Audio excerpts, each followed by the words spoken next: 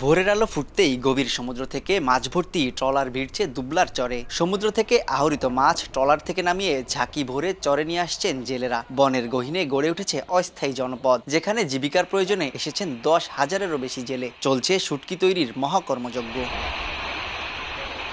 চরের প্রতিটি প্রান্তে এখন ব্যস্ততা, দিনরাত কাজ চলছে। কেউ মাছ কাটছেন, কেউ পরিষ্কার করছেন, আবার কেউ সাজিয়ে রাখছেন বাঁশের মাচা ও পাটিতে। এখানে লইট্টা, খলিশা, ছুরি, বৈরাগী, চিংড়ি, রূপচাঁদা, পোয়াসহ বিভিন্ন প্রজাতির মাছ শুটকি হয়ে চলে যায় চট্টগ্রাম, সৈয়দপুর, রংপুর, ঢাকাসহ দেশের বড় বড় বাণিজ্য কেন্দ্রগুলোতে। তবে জেলেদের মনে প্রাকৃতিক দুর্যোগ, রোগশোক, সুপেয় পানি সংকট, দাদনের বেড়াজাল, শুটকির কম দাম আর দস্যু আতঙ্ক। তবু সমুদ্রে মাছ আহরণকে ঘিরে নতুন করে ঘুরে দাঁড়ানোর স্বপ্ন দেখছেন তারা। দাবি করেছেন সংকট সমাধানে উদ্যোগের। অসুবিধা ধরেন আমাকে জালিয়াকে ধরে নিয়ে গেলি ওকে টাকা দিতে 4 লাখ 5 লাখ নাই ছাড়বে না। গেল বারা ট্রান্সপোর্টের যে ভাড়া 32 টাকা ছিল, এবছর তারা 2 টাকা বাড়াইছে। আগামাথা চরে ওই মাছ টাকা 20,000 টাকা মন থাকে, তার উপরে আমরা এখানে বিক্রি করতে পারি না। এই জায়গায় আমি ধরেন 2 মাস থাকবো, 2 মাসের জন্য আমি 5,000 টাকা ধার করে দিয়েছি, তাও সুদি করে, মানে কর্জ করে।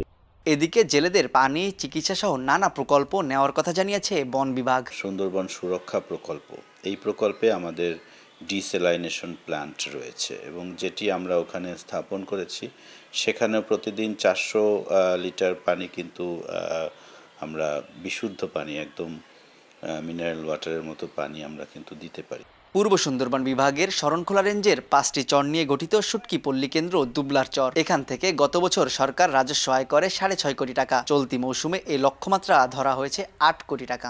সাগরে জেলেদের নিরাপত্তা এবং ন্যায্য দামের নিশ্চয়তাই এখানে বড় চ্যালেঞ্জ। সুন্দরবনের দুবলার চর থেকে তানজিম আহমেদ, সময় সংবাদ।